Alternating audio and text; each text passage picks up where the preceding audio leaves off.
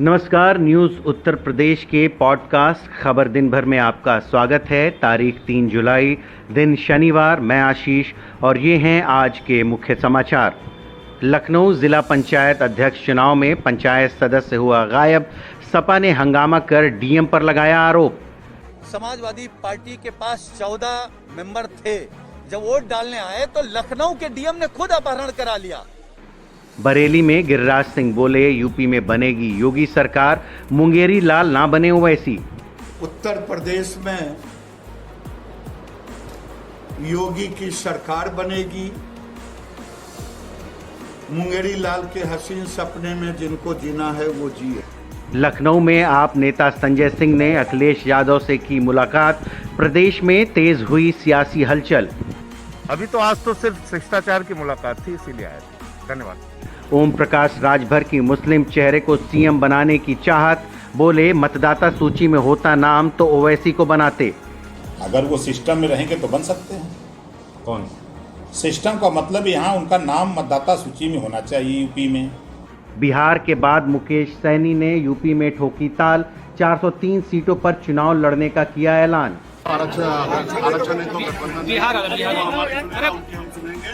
ये थे मुख्य समाचार। अब खबरें विस्तार से।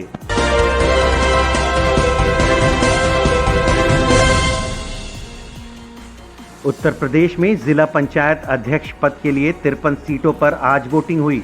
इस चुनाव में लखनऊ से बीजेपी प्रत्याशी आरती रावत ने जीत हासिल की है। वहीं चुनाव में बेईमानी का आरोप लगाते हुए सपा कार्यकर्ताओं ने कलेक्ट्रेट के बाहर हंगामा किया। सपा कार्यकर्ताओं का आरोप है कि एक जिला पंचायत सदस्य अरुण रावत को दूसरे दल के प्रत्याशी और डीएम ने मिलकर गायब कर दिया।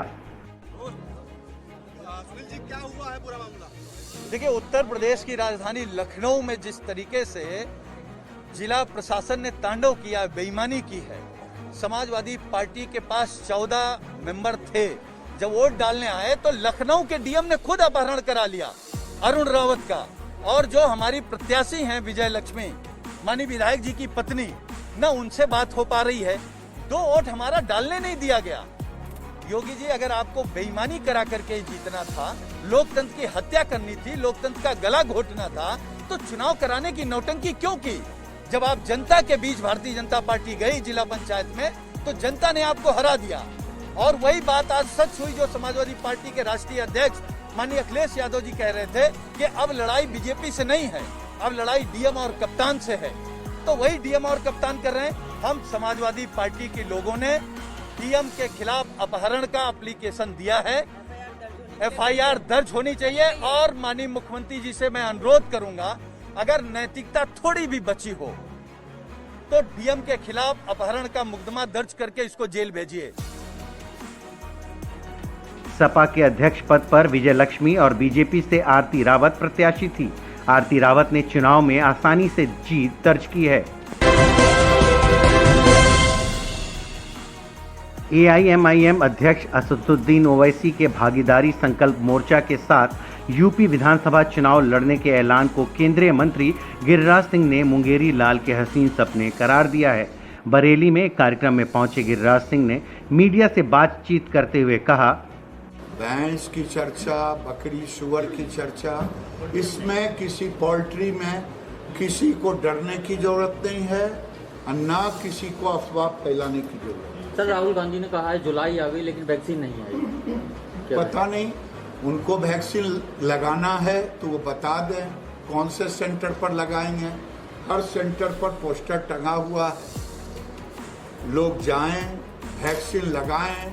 और भारत आज दुनिया का सबसे बड़ा वैक्सीनेटेड देश बन गया है। इसलिए जिनको केवल नकारात्मक बातें करनी है,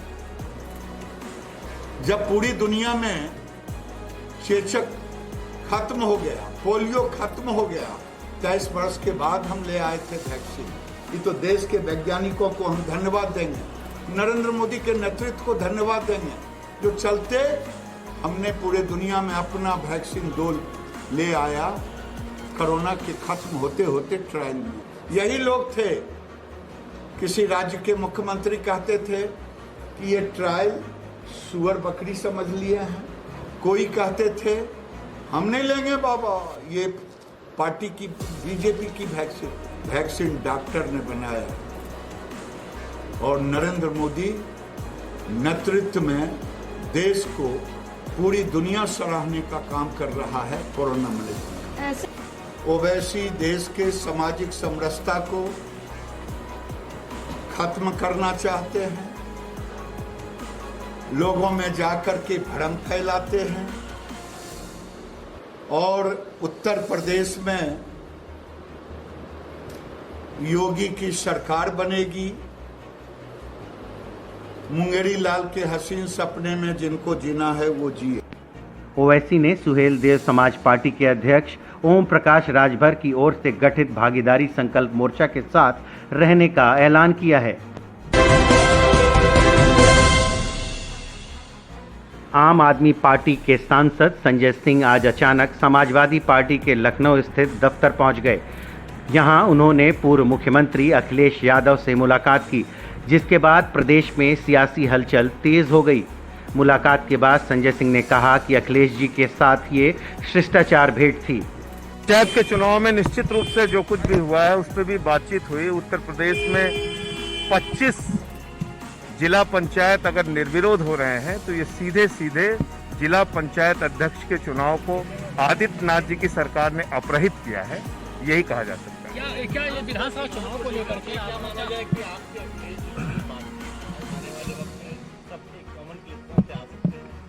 अभी तो आज तो सिर्फ शिष्टाचार की मुलाकात थी, इसीलिए आया था। धन्यवाद।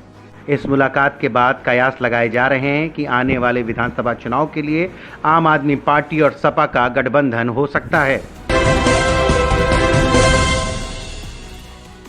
यूपी में चुनावी समय में सुहेल देव भारतीय समाज पार्टी के अध्यक्ष लगातार मुख्यमंत्री की कुर्सी का ऑफर दे रहे हैं। डॉक्टर संजय निषाद और केशव प्रसाद मौर्य के बाद ओम प्रकाश राजभर ने अब अपने ही मोर्चे के सहयोगी ओवैसी को मुसलमान चेहरे के नाम पर मुख्यमंत्री बनाने की चाहत जाहिर की है। आपने कहा तो क्या ओवैसी भी बन सकते हैं क्या? अगर वो सिस्टम में रहेंगे तो बन सकते हैं। कौन? सिस्टम का मतलब यहाँ उनका नाम मतदाता सूची में होना चाहिए यूपी में, तभी वो यहाँ बन सकते हैं। उत्तराखंड वाले तो पहले ही आके अपना नाम दर्ज करा लिए, चालाक आदमी हैं। तो अगर ओवैसी का नाम अगर यहाँ दर्ज रहता तो आप मुख्यमंत्री बना देते? बिल्कुल बना देंगे भाई, हिस्सेदारी है। जिसकी जितनी हिस्से भागीदारी उसकी उतनी हिस्सेदारी। 20% आबादी उनकी उत्तर प्रदेश में है तो उनका भी अधिकार है, तो उनको भी बनना है। किसको सर? ओवैसी जी का मुसलमानों का भी हिस्सा प्रदेश में है ना। जी जी। तो जब उनका हिस्सा मुसलमानों का है तो मुसलमान का बेटा क्यों नहीं मुख्यमंत्री बन सकता, क्यों नहीं डिप्टी सीएम बन सकता? क्या कारण है? सिर्फ यही कारण है कि मुसलमान है। यही बीजेपी महबूबा मुफ्ती जो हमेशा लगा हुआ था पाकिस्तान की बात करती हैं, यही बीजेपी महबूबा मुफ्ती से और भारतीय जनता पार्टी ने समझौता करके सरकार बनाई कश्मीर में।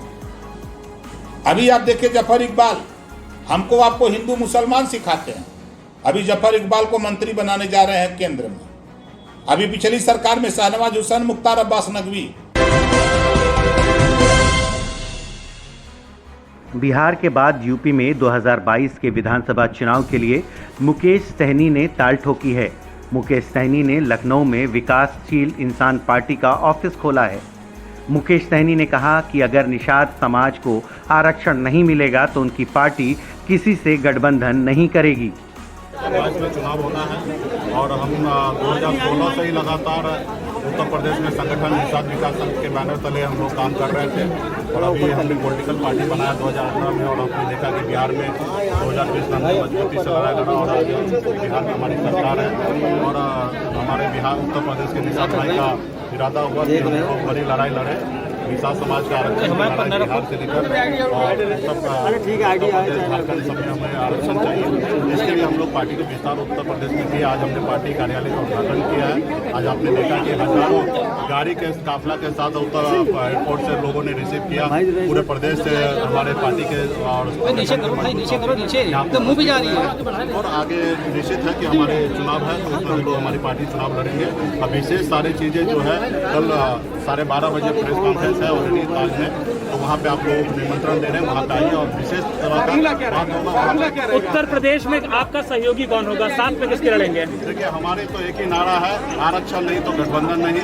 हम अपने दम पर 403 सीट पर तैयारी करेंगे और आने वाले समय में निर्णय लेंगे, लेकिन अभी फिलहाल तो हम तैयारी करने के लिए उत्तर प्रदेश आए हैं। योगी बीजेपी से गठबंधन होगा या नहीं यूपी में? फिलहाल इस पर कोई ज्यादा चर्चा नहीं होगा, लेकिन बिहार वाला गठबंधन नहीं तो आरक्षण नहीं तो गठबंधन बिहार हमारी सुनेगा, उनकी हम सुनेंगे। फिलहाल तो हम अपनी पार्टी को मजबूत करेंगे बूथ स्तर तक, और इसके लेके सारे कार्यक्रम बना हुआ है। 25 जुलाई को भी हम कार्यक्रम रख रहे हैं, तो ये सारे कार्यक्रम हम लोग तैयारी कर रहे हैं। विशेष जानकारी कल हम आप लोग। मुकेश सहनी बिहार में पशुधन एवं मत्स्य संसाधन विभाग के मंत्री हैं। हर रोज की तरह एक बार फिर आपके लिए लेकर आए हैं पहचानो कौन का सेगमेंट। इसमें हम आपको सुनाते हैं एक आवाज। वो आवाज एक राजनेता की है या अभिनेता की, आपको यह आवाज पहचान कर हमें कमेंट बॉक्स में लिखकर बतानी होती है। तो सुनिए आज की आवाज और सही जवाब लिख के भेजिए कमेंट बॉक्स में। आपको ये बता दें कि हम एक घर में नहीं रहते हैं, हम अलग अलग रहते हैं, तो ये सिर्फ कोइंसिडेंस है, इत्तेफाक है कि हम एक ही वक्त आए और हम आपके सामने हाजिर हैं। इस बुलेटिन में इतना ही। कल फिर मिलेंगे कुछ नई खबरों के साथ। नमस्कार।